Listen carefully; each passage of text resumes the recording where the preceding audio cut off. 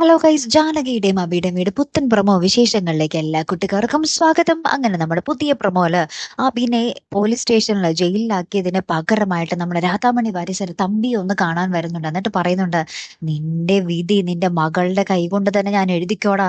സേനന് പറ്റിയ അതേ കാര്യം തന്നെ ആയിരിക്കും നിനക്കും പറ്റാൻ പോകുന്നത്, നീ ഓർത്തു വെച്ചോ എന്നൊക്കെ പറഞ്ഞ് നമ്മുടെ രാധാമണി വാര്യർ നമ്മുടെ തമ്പിയെ വെല്ലുവിളിച്ചിട്ട് പോകുവാട്ടോ. പിന്നീട് നമ്മുടെ തമ്പിയുടെ ഭാര്യയുടെ വായിൽ നിന്നും തന്നെ നമ്മുടെ അപർണ അറിയുകയാണ്, രാധാമണി വാര്യരിൽ തമ്പിയിൽ രാധാമണി വാര്യസാർക്കുണ്ടായ മകളാണ് ജാനകി എന്നുള്ള ഒരു സത്യം.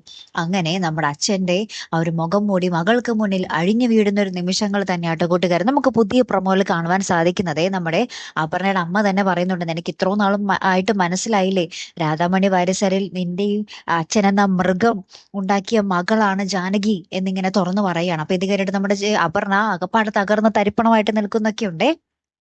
പിന്നെ എന്തായിരിക്കും സംഭവിക്കാൻ പോകുന്നത്? ഇത്രോ നാളും അച്ഛനെ തലയിൽ കയറ്റി വെച്ചിരുത്തി ഇങ്ങനെ നടക്കുകയായിരുന്നു അപർണ. അപ്പൊ ഇത്രയ്ക്കും ഒരു മനുഷ്യ മൃഗം മാറുന്നു തന്റെ അച്ഛൻ എന്നറിയുമ്പോൾ ഉണ്ടാകുന്ന ഒരു അവസ്ഥ, പോരാത്തതിന് ജാനകി തന്റെ ചോരയാണെന്ന് അറിയുമ്പോൾ ഉണ്ടാകുന്ന ഒരു അവസ്ഥ, എന്തൊക്കെ പൊട്ടിത്തെറിയായിരിക്കും സംഭവിക്കാൻ പോകുന്നത് അല്ലെ? കാത്തിരുന്ന് തന്നെ കാണാട്ടോ. അടുത്തൊരു വീഡിയോയുമായി വരുന്നത് വരയ്ക്കും ഗുഡ് ബൈ.